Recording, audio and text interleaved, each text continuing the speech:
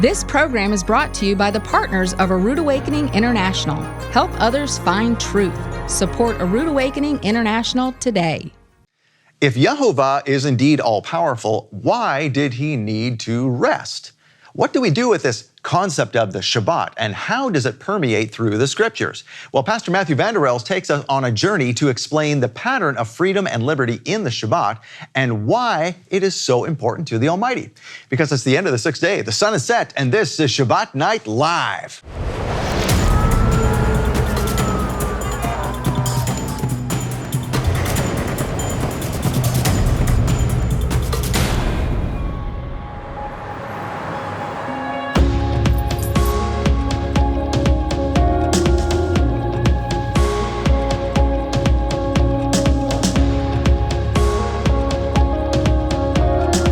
As they take this message out into the world. Well, there you are. Shabbat Shalom, Torah fans. Welcome to Shabbat Night Live with Michael Rood. Do you remember when you first started observing the Sabbath? I mean, it was weird, wasn't it? When am I going to mow the grass if I don't do it on Saturday? Or did you accidentally go to the store on Shabbat? I've done both of those things when I first started out. But there's more to the Shabbat than just avoiding yard work and shopping. Matthew Vander Els is back for the second of 4 episodes in his series, Patterns in the Bible. And tonight is all about what the Sabbath really means to YeHoVaH and what it should mean to us. And that's coming up. Speaking of the Sabbath, we are on the 4th and final Shabbat of the 5th month on the astronomically and agriculturally corrected biblical Hebrew calendar created by my co-host, Michael Rood. Oh, thanks, God. The Sabbath, they have changed the meaning of the word Sabbath, and they think it means Sunday. They changed the Sabbath to Sunday, so you can no longer keep the word of God. And you know, that would really we could really understand how the Jewish people look at us and go, well, you guys don't even consider the Sabbath. Obviously, we don't believe the same things when, you know, no wonder they see that split because of how it was changed, and that doesn't line up with their faith at all. No, but it lines up with the internet, and it lines up with the Catholic Church. Yep, absolutely. So tonight we're going to talk all about that with Pastor Matthew Vander Els, and I wonder if, when you started first observing the Sabbath, was it back in the Marines, or when did you first start doing that? Yeah, it was back in the Marines. Okay. And you were let me get this right. You were a pastor in the Marines, right? Or you were a chaplain? Okay. That's right. And did you find it weird when you first started observing the Sabbath? Did you find it strange that we took this day off and we're supposed to not do anything on that day? No, I found it completely to be free from the world. And I encouraged everyone to keep the Sabbath, and it will change your life. And it did. It changed my life. Mm-hmm. And I know it would do the same for other people too, as they honored God and kept his word. Yeah, because he has that promise in his word that he'll bless us if we just obey him. And just taking, how simple can that be? Take a day off and you'll be blessed. You know, I mean, it doesn't get much easier than that. It's counterintuitive. We don't think of it that way. Yeah. But we should. Absolutely, yeah. And it's funny how you catch yourself doing stuff on the Shabbat because we're so in this, at least in North America, you know, it's always go, go, go, go, go all the time. And to stop is really, like you said, it's a foreign thing. It's counterintuitive. Yeah, if we'll go, go, go, and then stop on Friday. That's the key. You stop a day early and you just rest. Mm-hmm. And you fellowship with God. And you actually get more done. I mean, there's even been studies done on folks who work in offices, and if they don't take their time off, you know, their weeks of vacation, they end up burning out sooner than those people that do take their vacations. Yes. The French tried this under Voltaire. They tried to change the calendar to do a 10-day work week, and it failed because it's international. 7 days is a week. It's a Shavua in Hebrew. And if you work more than that or less than that, you get off balance. So the people had burned out? Was that what happened? Yeah, they burned out, and they couldn't keep the new calendar that they invented just so that they would ignore the Sabbath. Wow, I didn't even know that. Yeah. Interesting. That was Voltaire who did that. Huh. Now, speaking of doing things properly and observing the feasts, we're going to do that here with Yom Teruah. Oh, that's right. On Yom Teruah in the synagogue, in John chapter 6, Yeshua teaches about the resurrection and the last day. And so at Yom Teruah this year, that's what we're going to do right here. We're going to teach about the resurrection because we all know somebody who has died. That's right. That's true. And so what is their fate? Did they go directly to heaven or hell?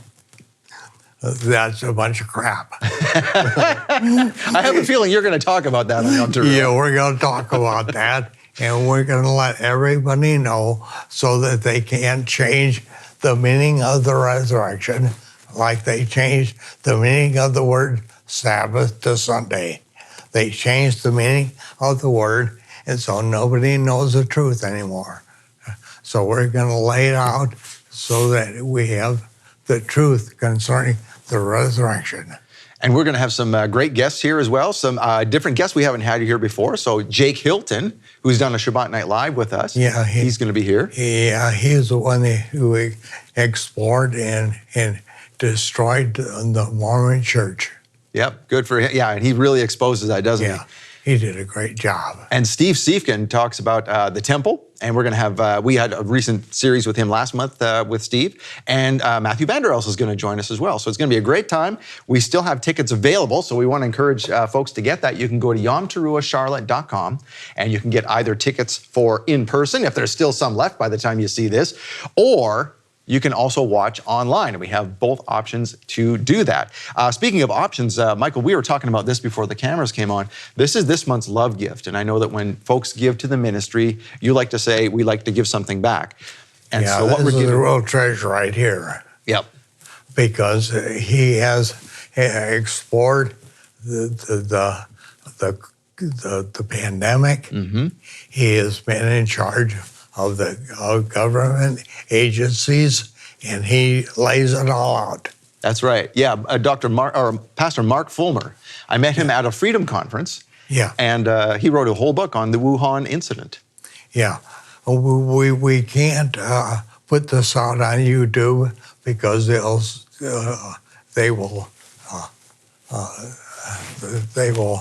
keep us from hearing the whole thing. Absolutely. But here it is, right here. So anybody that gets this, you need this. This is more important so that they don't continue to lie to you. That's right. It's all about the global cabal, and it's, is it a conspiracy theory? Is it not? I think by the time you hear Pastor Mark Fulmer, you'll see that this is not a conspiracy theory. This is what's happening. Like Michael said, He's got 20 years experience in this. He knows what he's talking about. Yeah, it's not a theory. That's right. No, it's just a conspiracy. It's truth. Yeah, it's a conspiracy against us. Yeah, in the Bible, it talks about conspiracy. That's true. Yep, it does. So we don't, in Psalm chapter 2, it's a conspiracy.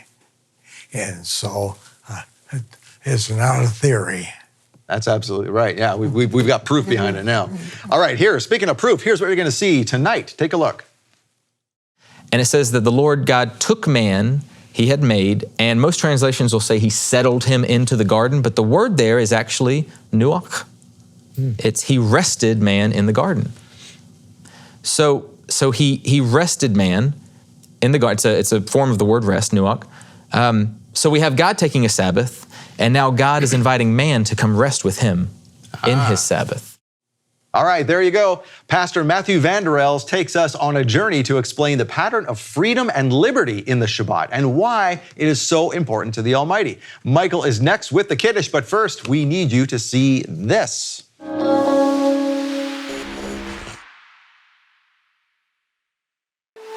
Does a global cabal fit into the prophecies of the Bible? Or is it nothing more than a conspiracy theory concocted by overzealous believers. Does this situation we're in play into the Bible? Like, does a global cabal fit into the Bible in your mind? Absolutely, Scott. The New World Order, all of this is part of Bible prophecy. Author, teacher, and 20-year bioterrorism expert Mark Fulmer presents The Global Cabal, the mind-boggling depths of a plan to corral the world into a one-world government. Straight out of the book of the Revelation. You won't find this teaching anywhere online, but we'll give it to you as our thanks for supporting A Rood Awakening International. When you donate $50 to this ministry in August, we'll send you The Global Cabal with Mark Fulmer on DVD or Blu-ray. Donate $100 and we'll send you The Global Cabal, plus an authentic replica of a half-shekel coin from the 1st century AD. Donate $300 and we'll send you the teaching, the replica half-shekel coin, plus a beautiful handcrafted glass and brass sculpture of the Hebrew word chai, meaning life. These gifts are a limited time offer from Michael Rood to thank you for your support. Make your donation today and receive the $50 gift, the $100 gift, or the $300 gift. Get these exclusive thank you gifts when you make a donation to support A Rood Awakening International, only in August. Use your cell phone to scan the QR code on your screen to donate now, or call 888-766-3610, or get your gifts online with a donation at monthlylovegift.com.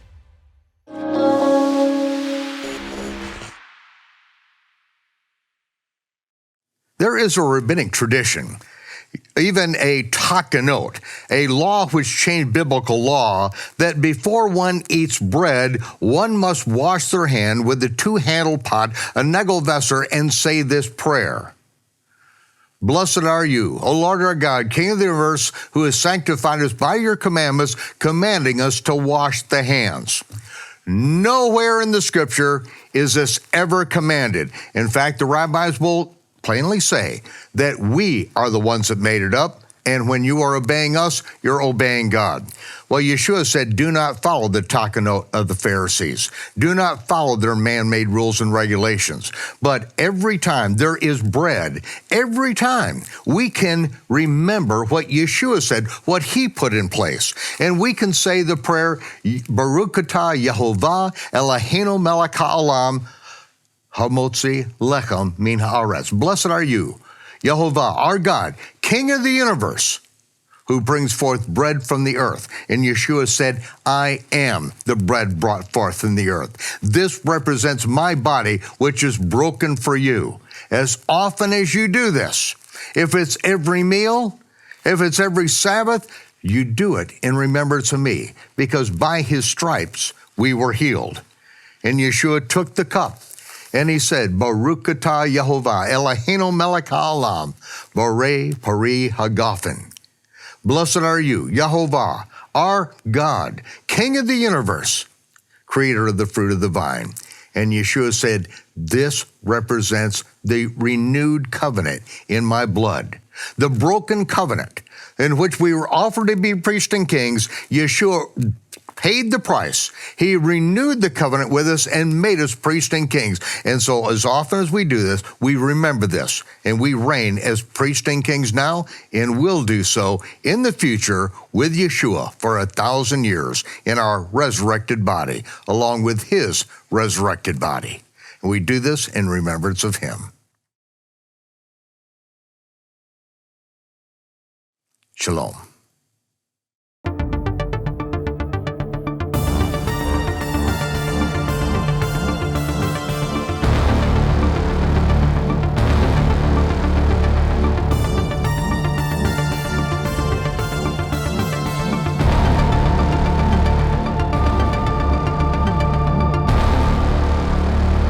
Well, Shabbat Shalom, Torah fans. We say that every week, don't we? Shabbat, what is the Shabbat? Well, it's the Sabbath. It's every seventh day. We go from sunset Friday to sunset Saturday. That is the Shabbat, right?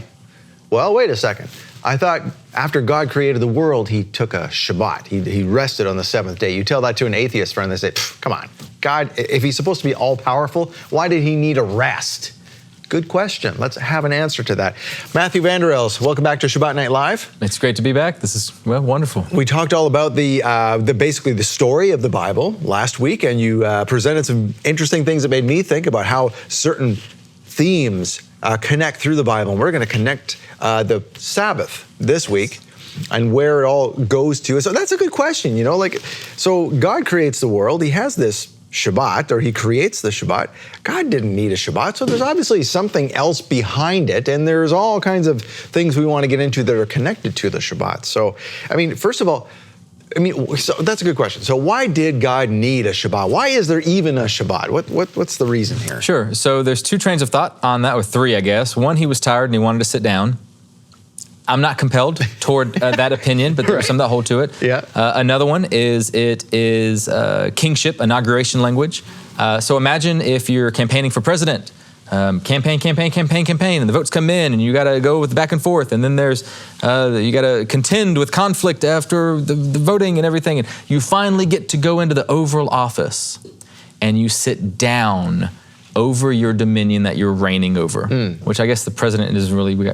Anyway, but you sit on a throne. You're sitting on a throne, and so it's some would believe that, or some are of the opinion, and I don't disagree with this at all. It's resting language. It's of king reigning. He is now reigning over creation. And the third, which can kind of jive with the second, which I absolutely endorse, is that it's put there purposely so that we can connect other events throughout the narrative of the Bible back to it. So we're given a key. We're given a key, and we're going to talk about that as well, because let's be honest, the biblical authors, they didn't have to put that in there. Why does it matter if he had a Sabbath or not? It does not matter to the story, that specific story, and so I believe it's there for another reason altogether.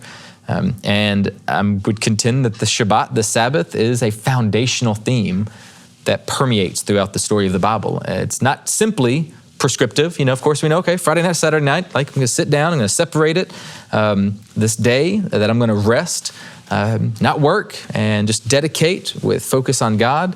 But it goes so much further than that in the story. It evolves, it becomes a bigger symbol throughout the story as the story progresses of Israel, and it actually evolves into this type of eschatological expectation of an eternal rest Sabbath that's going to take place under the reign of a future king. And so all of this is launching forward from the text at the beginning of chapter 2 of Genesis, where God has the Sabbath. Now, what's interesting is every single day of creation, it ends with, and evening and morning was day 1, evening and morning was day 2. Yeah. And the author, they're very consistent with that, except for the Sabbath. And so there is a discussion, a meditation, and it's an opinion, you can take it or leave it, that because the Sabbath wasn't capped, the intention was after God created a place that he would dwell with mankind, that is the state that it would always be in. Is this day of resting with God, dwelling together with God on the Sabbath. It never ends. There is no cap on it.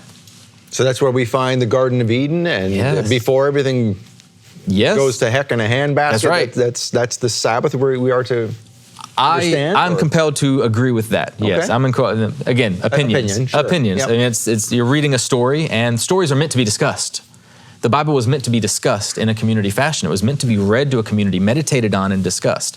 This idea that we just have our own personal Bible when we read it is relatively new in human history. But yeah, let's jump in. So the Sabbath is something that we'll see is going to depict a hope and a goal that God wants for his creation. And we're going to find it culminate in the person of Yeshua. And I believe that Yeshua, his whole foundation of his ministry was started on the premise of the Sabbath. And so we're going to take a journey, if you are willing to take a journey with me through the story of the Bible. And we're going to jump back and forth a little bit, but it'll be okay. We're going to take a journey to the first time Sabbath was commanded to Israel, why it was commanded, the evolution and the command for a larger, more impactful Sabbath that impacts not just individuals, but whole communities. And then an even larger one that's called the Jubilee, that's even bigger. And then, of course, we're going to land in this future eternal Sabbath that the prophets speak about. And so the first time the Sabbath is actually given as a commandment is in Exodus chapter 16. And it's when Israel's doing their thing, and God says, you know what? We're going to take Sabbath. It's going to rain down the what's it bread, because that's what the word manna means. It means what's it, the what's it bread, right? You're going to pick up this bread. You're going to gather twice as much on Friday, but not Saturday. You're going to take a break, boil what you need to boil, bake what you need to bake, in Exodus 16, verse 23. And then, of course, 4 chapters later, the Sabbath command is given again in Exodus as part of the Decalogue, the 10 Commandments. And he's commanding Israel to keep the Sabbath. And he gives a reason at this point why the Sabbath is important for Israel to begin keeping. And here's what it says in Exodus 20, verse 8. It says, remember the Sabbath, keep it holy. 6 days you're to labor, do all your work, but the 7th is a Sabbath to the Lord your God. Don't do any work, don't make your servants work. For in 6 days, here we go, the reason behind it. In 6 days, the Lord made heaven and earth, the sea, and all that is in them, and rested on the 7th day. Therefore, the Lord blessed the 7th day and made it holy. Okay, so here's the reasoning. Now, because we've read chapters 1 and 2 of Genesis, we know exactly what this is referencing. This is referencing when God rested way back at the beginning. This is, 70 chapters earlier in the Bible, right? There was a gap of silence of the Sabbath for 70 chapters, and here we go. And there's 2 words that are associated with Sabbath here. Of course, one is Shabbat, which means to cease, the Shabbat day, right? And the other one is rested. When God rested on the 7th day, it's the word nuach, which means to rest. So cease and rest. And we're going to see these words kind of pop up a few more times. And God says the reason for commanding the Sabbath is because he himself rested back in Genesis 2, creation story. So we continue kind of going through this trajectory. And so we know that Israel went through since God created the earth, they went all the way up. They were in Egypt. They began to become so numerous. God took them out of Egypt and went forward and called them his holy people. And then now we see the Sabbath again. And I say all that to say, I love film, so I typically revert back to film. So there is this old film with a very famous actor, Leonardo DiCaprio, called Titanic. Yes. Right? Ever seen it? Few too many times. Yes, right. A double VHS set, right? It was. Kids don't even know what a DVD is. So remember the movie Titanic? How does it start? Do you remember? So we have. I do not. What's her name? Rose, elderly woman, comes on the scene. Oh, right. Okay. Yeah. So it starts in the present day. Yeah. The story of the Titanic in the movie starts, and they find a necklace. What does a necklace have to do with the Titanic? It's a necklace. It made no sense to the audience. She found this necklace and then she has a flashback. So this elderly woman is holding this necklace they found on the ship, and then the story just keeps moving forward as if nothing happened with the necklace. And then finally, we actually see her later in the story wearing the necklace for some painting or something. And we remember, like, wait a second, that's the necklace we saw at the beginning of the story. And now here it is again. Why did the director do that? Why did he put the necklace at the beginning and in the middle? Because he wants us to realize there's a pattern coming, and there's going to be an even greater, the necklace is going to pop up again in the future. It's preparing us. We're looking forward to it. So in other words, I believe this is exactly what's happening here. Israel's being commanded to keep the Sabbath, and instantly we go back to the beginning and we're like, wait, the necklace is the Sabbath is at the beginning. That means there has to be something at the climactic end. And the movie Titanic ends the same way. It doesn't end with the ship falling apart. It ends with her having the necklace and tossing it back into the sea, right? Necklace, necklace, necklace. We have Sabbath, Sabbath. Where's the culmination, the big moment of the Sabbath going to come into the story? And so we see God taking the Sabbath in Genesis 2. The story shifts again, moving forward. And then he creates a garden in Genesis 2, chapter 15. And it says that the Lord God took man he had made, and most translations will say he settled him into the garden, but the word there is actually nuach. It's he rested man in the garden. So he rested man in the garden. It's a form of the word rest, nuach. So we have God taking a Sabbath, and now God is inviting man to come rest with him in his Sabbath. You see. Okay. So So now we have a pattern. God leads by example as he rests from his work and then dwells together, nuach, with his people. And how will the rest of the story go? Well, you have, the 7 days and so on and so forth. And then we come to a man by the name of Noah, whose name is nuach. It means rest. Oh, that is his name. That's his name, rest. So we have rest. We got a lot of resting going on right in the beginning. He gets back on a boat while God causes the waters from above and below to crash back down. And he's trying to bring rest back to his creation after man has savagely corrupted it through violence and selfish pursuit. And then we move forward. And the next time we kind of see Sabbath popping up again, of course, is to Israel, but we also see it in Leviticus 23. So that's our favorite chapter, right? All the feasts and festivals. We have the 7 festivals of the Lord, but Leviticus 23 starts out not with a feast or a festival. It says these are the gatherings that you should meet God, and the very first one is the Sabbath. And then it proceeds with the Passover, the first fruits, Shavuot, Yom Kippur, and the Feast of Tabernacles. Now, Shavuot takes place how many weeks after first fruits and Passover? 7 weeks. 7 weeks, okay. And a week is how many days? 7 days. 7. So we have a 7, 7, 7. So 7 times 7. Okay, there we go. In Leviticus 25, God commands Israel to reap and sow, kind of in the same fashion as the Shavuot, 7 weeks, but every 7th year.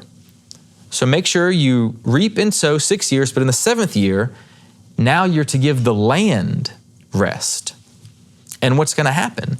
Well, it says that something about the land, you're going to give it rest, and it's going to provide food for you and your maidservants.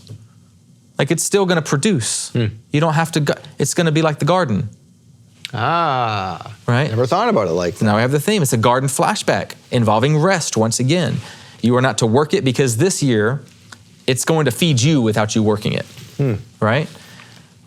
So we have every 7 years, we have the land getting rest. And then right after this, God begins to speak of an even bigger Shabbat, an even bigger time of rest, of ceasing, time of dwelling, Sabbath, Noach, every 7 land Sabbaths.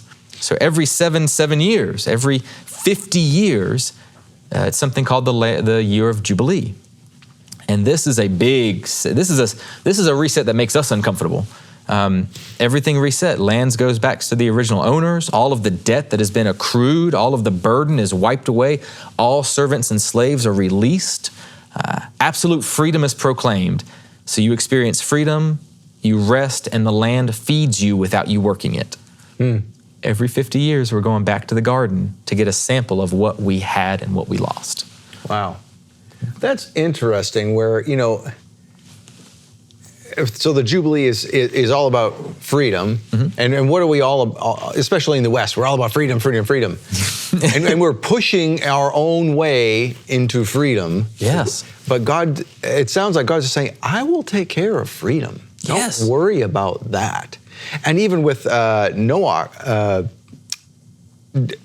I'm thinking of all this through now, like you're saying. So Noah and Revelation and the eternal rest, he will provide a way, a means for us to have that rest. He will provide us, like, for example, Noah is like a savior, right? That will provide rest. Sure. Well, I guess we see that in Yeshua too. Am I jumping or grasping at straws here? Absolutely. So Yeshua is known as the Lord of the Sabbath. The Sabbath. Another new way to look at that. Yeah, so it has more impact now, right? It has more impact. It's amazing. And so, we have freedom when we're not enslaved. And that's something that I think in the West, specifically in the States, we have a kind of a different, not a warped, but warped from the biblical sense of freedom, view of freedom and liberty. It's here, it's liberty. And we should be able to do as much as we want to benefit ourselves. Things that gain us, and we make that synonymous with freedom. And the biblical sense of freedom is not being enslaved and allowing God to provide for you and having so much sense of trust in God that you're not burdened. Can you imagine? That's heaven. That's heaven. But human ambition says the opposite, right? That's why we slave away for 6 days. Yes, absolutely. And then the 7th, we really need it, on the 7th day. So, and we'll take, so Exodus and the 10 Commandments account when the Sabbath is given, we're told that it's given because God wants Israel to do it because he did it. But in Deuteronomy, when the Ten Commandments are given, there's a different explanation given. And it's not because God did it. That's Exodus. God tells Israel in Deuteronomy, the people who are about to go into the land, he says, listen, you keep the Sabbath so you remember that you were in Egypt and you're no longer a slave. You are no longer trapped in an economy that enslaves you to work for someone else's benefit. Yeah. Can you imagine? You will take a day off. You will rest because you're not a slave. And another thing that's fascinating about in Deuteronomy and Exodus is the way the Sabbath is presented. It's you will not work. Your maidservants, your male servants, your animals, no one is going, no matter what class of people you belong to, you will be equal among everyone. Everyone is going to be equalized, if you will. The social stratification will be, it is the antidote for that, right, if you will. And that's just incredible, especially in the ancient world where only the elite could rest. Oh, really? Only the elite, right. Yeah, of course. Okay. You're hustling and bustling, and because you're trying to serve those in power who are trying to manipulate those under them to raise them up, you know? So if the king wanted the sandwich on Saturday, someone had to come. Kings, the royals, the elites, the aristocrats, absolutely. That's how the world works. That's how empire works, right? It's fascinating because there's many Christian scholars that wouldn't appreciate or keep Torah like we do, that are Sabbatarians because they see it as such a profound gift and blessing of God that why would you not? Why would you not want this reminder in your life that God has freed you from this? Yeah. And you do not have to work. You're not enslaved. Take a rest. Well, even when you look at that, some people look in the Bible, when they're first looking at the Torah and they see that, oh, you're not even to gather sticks for a fire. We're like, well, it's a big deal, making a fire. Oh, sure. But it's the cascade that happens after that. You build a fire, now you're cooking something. Well, someone's got to cook it. Well, someone's got to serve it. And it's like boom, boom, boom, boom, boom. You got this whole domino effect of work that happens because you gathered some sticks and wanted to build a fire. Yeah. So who knows if if that's what you need to work your metal or your job, or who knows? Yeah, it's I would hate to think that the context of that had to do with staying warm and not freezing to death. I do absolutely believe that there is a greater context that has to do with productivity and the machine that humans want to build. And so, the Sabbath is bigger than a simple command not to mow your lawn on one day of the week. And speaking of it, so that's one of the first things we learn, right, when we're doing Shabbat.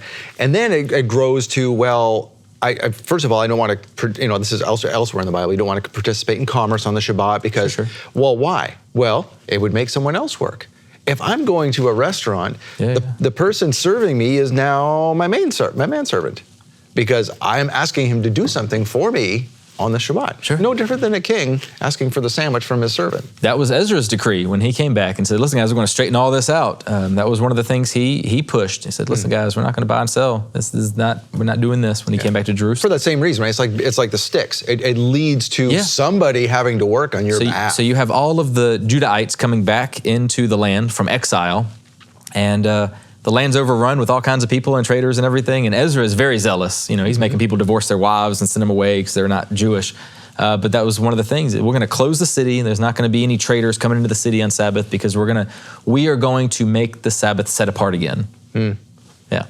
So. And isn't it interesting when people think, oh, well, that's legalism, but really, when you establish law and order in that manner, whether it's of man or of God, that's what people want really deep inside. They want to know that there are some rules and everybody's going to live by them and we will have peace or rest because of it.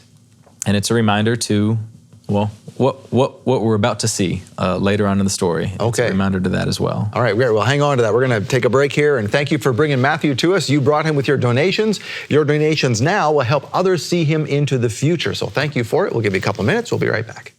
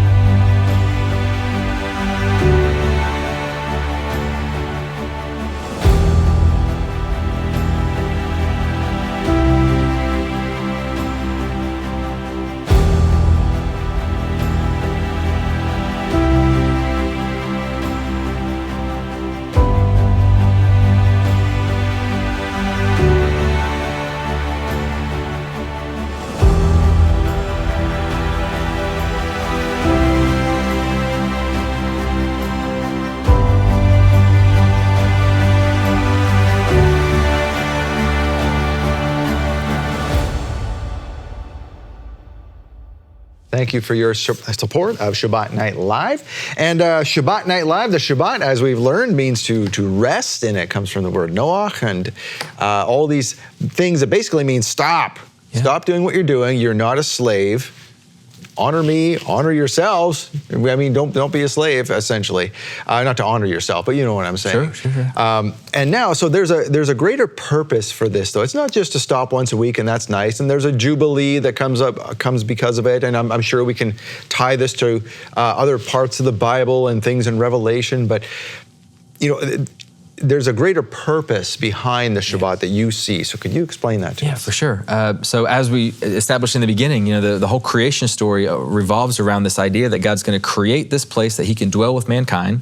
So he ceases, he takes a Shabbat, and this is the eternal state of creation. There's no ending of the seventh day. He's just there, and he's with the garden. And he finally does what he has been wanting to do since in the beginning was written in the story. He takes man and he rests him with him in the garden or in his dwelling place. So that's the pursuit of the God that we serve. God wants to rest his reign. He wants man to rest with him. He wants this community that is not enslaved to the world, that is not trapped in other distractions, that is not giving their life to vain things. He wants a people that will lean into him and reap the blessing, and not only that, rule creation alongside him, which is what the image bearers were told to do. That's interesting. I would just interject here for a second. That's so opposite of what we think of, maybe not those of us who observe Shabbat, but if someone's going to have a rest and they're done for the week, they're done on Friday, they're done work, what do people want to do? A lot of the time, just leave me alone. I've had enough of people for a week. Just let me be. But God's the complete opposite. No, stop so that we can be together. Yes. So so Yeshua makes a reference, and he says that before creation, the Father loved me. He was loving me, right? And it's just a little verse, shows them the gospel accounts, and it's, it's a profound verse because it means that before God was a creator, God was a father. And it means that God always has always wanted a community. God never wanted to be alone, if you will. God enjoys community, at least the God of the Bible. With Yeshua in the beginning, and probably never been without community, and then he wants to include mankind in that divine community as well. And that's even just the first thing we see with Adam and Eve. It is, God's always calling his creation good. It was good, it was good, it was good. And all of a sudden we see this, it is not good for man to be alone. Mm-hmm. Yes. Interesting. Yes, our God is a social butterfly. Enjoys community. Yeah. Enjoys community. That's why Yeshua's prayer in John 10 is that, I pray that all the followers, Father, that you would make them one with you like I am. We're invited to sit at the table in the community of God as the community of God. It's a very big deal. And so we have this invitation into the story of what God is calling all creation to arrive at, this dwelling with him, ceasing, resting, Shabbating, and joining the God that rests, and you experience this overwhelming blessing that will come from that if you choose to do that. And so if Israel listens and walks out their vocation as his image bearers, as the light to the world, if they carry his name, reflecting his holiness as a light to all nations, delivering the blessing of Abraham, the rescue mission, they will experience his rest. That's the promise that we're going to see. The Sabbath, the Jubilee. In Psalm 95, it concludes with remembering the generation that rebelled and died in the wilderness. And it says that they did not enter into his rest. So there, his rest becomes synonymous with the land, because that's the place that he dwells. That's the garden place where man is coming in to rest with God, right? It's an echo of the garden setup. And I love that. And so Leviticus 25 speaks of the ultimate sign of divine rest and Sabbath with the Jubilee year. And so we have all of that, right? We've established that. That's very uncomfortable because we're not really big on like debt forgiveness, right? But here, God has this plan to just like, no, every burden that's in your life, everybody's life, I'm going to carry it. You're not going to have, that is my vision for how people should be in the garden, right? And it's so counterintuitive for how we accumulate wealth. We have to get money by taking it from others, some which way or another. And if we give money, we have to make profit off of it and so on and so forth. But Leviticus 25 is the ultimate sign of rest with the grand jubilee every 50 years. So what do you think Leviticus 26 is about? Well, it starts with the words, do not create idols. Do not put anything above me and the rest that I offer. Don't create stone idols or anything else. You shall keep my Sabbaths and reverence my sanctuary. I am God. Don't create idols. You shall keep my Sabbath and reverence the place that I dwell. Now it's starting to tie together. We have a new plug-in here. We have a new dynamic. The Sabbath has become a major theme. Don't create idols. Keep my Sabbaths. Maintain the holiness of my sanctuary where I dwell. What does the Sabbath have to do with God's sanctuary, though? Again, his pursuit is to dwell among us. Mm-hmm. That was the purpose of the sanctuary. That's the place, again. Yes. The Garden of Eden, the land. The tabernacle. This pursuit. Sabbath is the environment where where we dwell with God and rest. And if you think, sometimes you start taking all these hyperlinks and putting them together, and think, okay, Matt, you're probably just kind of you're really spinning this, Matt. You're really like putting this all together. You're kind of stretching it a little bit.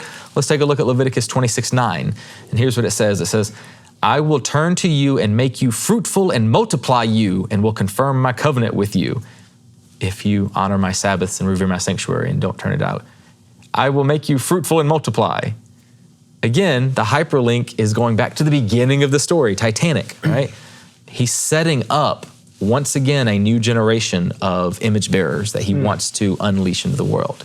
And so the chapter continues, and it gets a bit uncomfortable because these are the curses of if Israel fails. And God speaks and he says, "But if you do not listen to me, if you walk away from this, if you choose not to enter the rest that I'm offering, if you don't want to dwell with me and not obey my commandments, all kinds of calamities and curses are going to fall on you."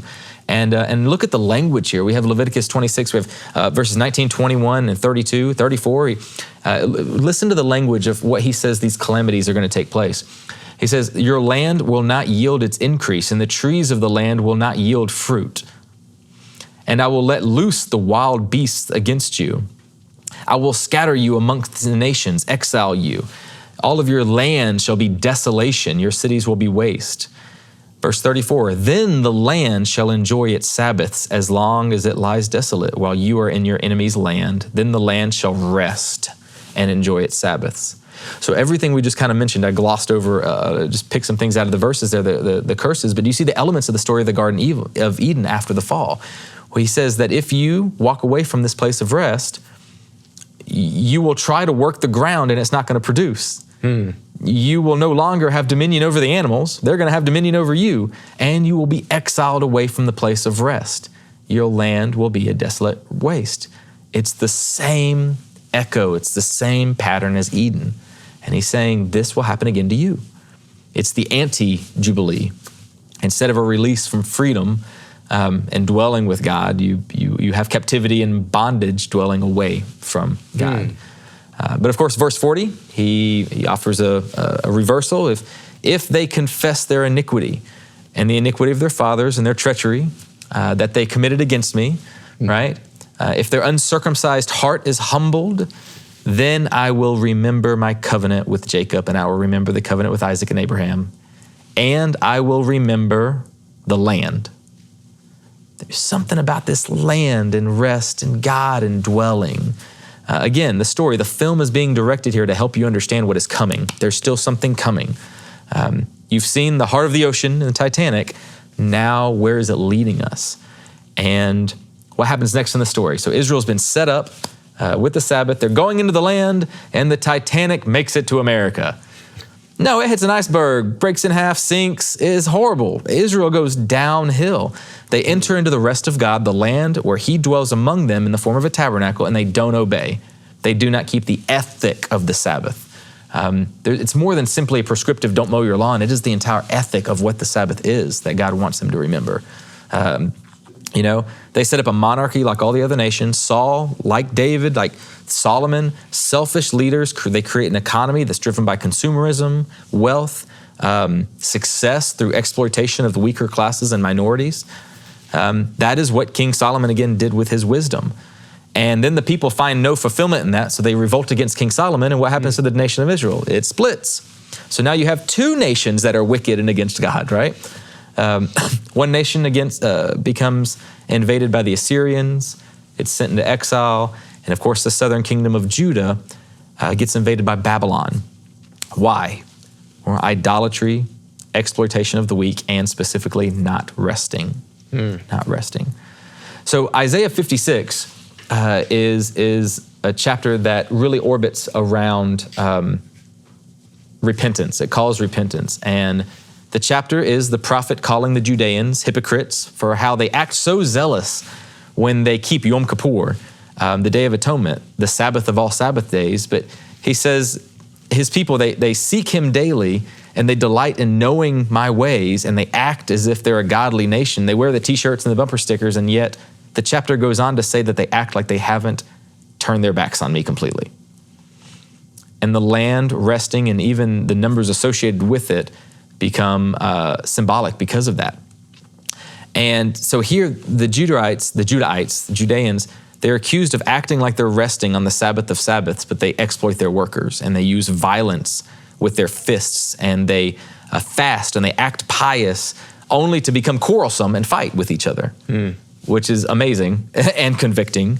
And there's a warning for that. Like, do we exploit and shroud ourselves in the Sabbath, fast, act righteous, act like a good Christian and believer, if you will, only to fight with others and become quarrelsome? Because that's not resting, that's going to war. The ethic of the Sabbath permeates with peace, you know? That's so good. Yeah, that's the concept of that chapter. And here's how it goes. So basically, you know, they're not keeping the Sabbath, and it says in verse 13, if you turn back your foot from the Sabbath, from doing your own pleasure on my holy day, and call the Sabbath a delight, and the holy day and the Lord honorable, if you honor it, not going your own ways or seeking your own pleasure or talking idly, then you shall take delight in the Lord. And then verse 11 says, you shall be watered like a garden, right? You shall be watered. Kind of a flashback again, back to the Eden Sabbath. And there again, it's not you shall be watered, not you shall water. You shall be watered. Yeah. So nothing you're going to have to do. Yes. God will take care of it. Just like on the Shabbat, as you mentioned, or in the seventh year, the land would produce on its own. He will essentially water the land, and you won't have to do a thing. That's exactly right. That's exactly right.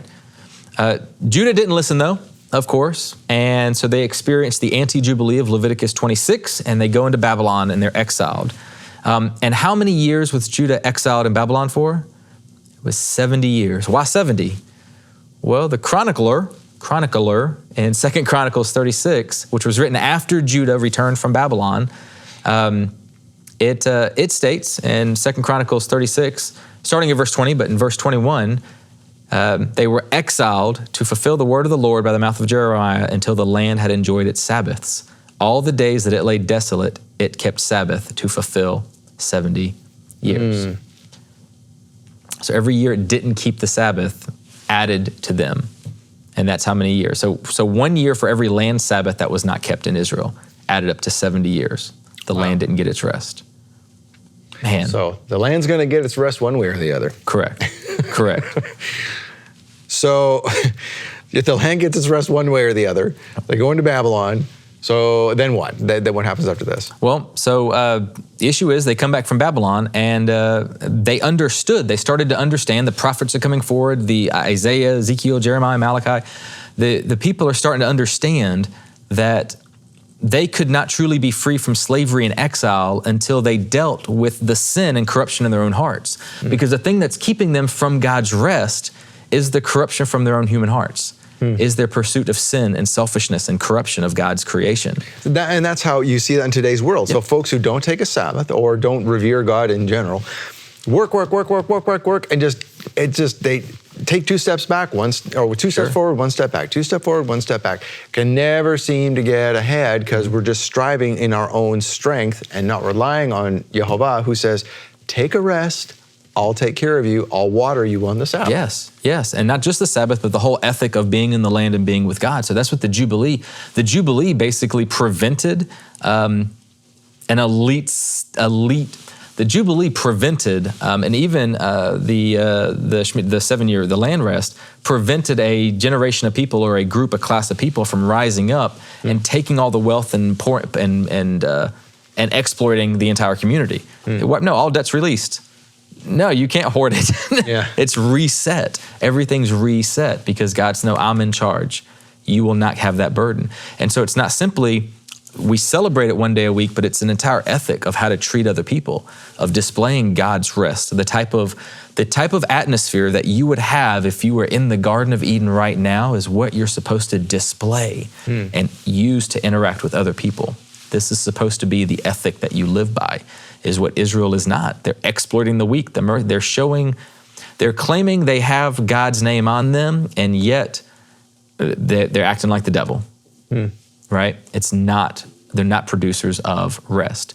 And they started to understand this. They understood that as long as they had flesh, this was going to be a repeating cycle, no matter what they did. And so the prophets began to prophesy of a coming king that was going to come, an anointed one, the Messiah, that God would send, this new David figure that's going to come up, a new Moses, and he's going to lead a new type of exodus. Not necessarily an exodus from Pharaoh in Egypt, but an exodus from sin and death. It's a greater forthcoming. And somehow this Messiah was going to establish the kingdom of God in a way that would right every wrong, and that would bring the eternal rest of the seventh day once again, but in eternal fashion. And Isaiah 61 speaks of this specifically. It starts out, it says, the Spirit of the Lord God is upon me because the Lord has anointed me to bring good news to the poor. He has sent me to bind up the brokenhearted, to proclaim liberty to the captives and opening the prison to those who are bound. And Isaiah here speaks of a figure who's anointed, the Mashiach, if you will, and this Messiah is going to usher in the proclamation of release to the captives. That's a Jubilee language, the big Sabbath language. This final eschatological Jubilee is coming, not one that's bound on a clock every 50 years, but one that will transcend time and overwhelm the darkness, the corruption, and the devastation that has been caused by the human sin, our pursuit of the anti-Sabbath. Sabbath. Introduced prophetically in Genesis 2 at creation, assumed by God himself, the command for Israel to emulate that rest in the wilderness, the symbol of God's complete rest and presence, the sign of hope that everything's going to be okay, and now we have the anointed one, the Messiah, that's going to come and somehow implement this eternal Sabbath. No more desolation, no more chaos, no more darkness, no more slavery, no more chains, no more shackles, no more captivity. Freedom, liberation, and nuach, resting with God. And we come to the New Testament author Luke in chapter 4:16, and Yeshua walks into a synagogue. He came to Nazareth, and where he had been brought up as usual, he entered the synagogue on the Sabbath day, and he stood up and read. The scroll of the prophet Isaiah was given to him to read, and unrolling the scroll, he found a place where it was written, "The Spirit of the Lord is on me because he has anointed me to preach the good news to the poor. He has sent me to proclaim the release to the captives, recovery to the sight and the blind, set free the oppressed, to proclaim the year of the Lord's favor," the Jubilee. And then he rolls it up, he gives it back to the attendant, and he sits down. Can you imagine the silence at that moment? He sits down, and the eyes of everyone in the synagogue were fixed on him. In verse 21, it says, he began by saying to them, "Today, as you listen, this scripture, the scripture of the prophecy of the eternal eschatological Sabbath, everything that the entire story of the Bible has been pointing to will come about. Everything, the reason why Genesis 2 says God rested, Exodus 16, Exodus 20, Deuteronomy 5, Israel is given the Sabbath, the Shemitah years, the Jubilee years, all of it was a momentum pushing to this trajectory of this prophecy. And here, this carpenter from Nazareth sits down and says, this scripture has been fulfilled this day. Why? Because the king has come. The Jubilee has been inaugurated, and it's still unfolding. And that's where the author of Hebrews gets his eternal Sabbath motif and connecting it with Yeshua. That's it, Yeshua. That's why Yeshua is the Lord of the Sabbath. He is the bringer of the rest that is only found in God where he dwells. Wow. And I love that. I think that's amazing. And that is, literally, it's throughout the Bible, this whole rest thing. Yeah, the whole rest. Begins and ends, and it's all about him. Yeshua says, enter in, rest, and dwell with me. Huh. And that's where we find the ultimate rest. Oh, great. Well, let's continue next week. I think we have a lot to talk about here. Yeah, if you're willing, I am. Absolutely. Okay. So Matthew Vander Els has been our guest today. You can see his website at the bottom of your screen there. He has a congregation right near here, near Charlotte in Rock Hill. So if you're around the area, please go and visit him there. Until then, we bid you a good Sabbath, a good Shabbat, and we'll see you next week. Until then, Shavua Tov. Shalom, Torah fans. Give this video a thumbs up and share it with a friend. Tap the subscription button and the bell icon. And I promise to update weekly with in-depth biblical research. Be sure to download the new michaelrood.tv app for both mobile and home devices for even more commercial-free content.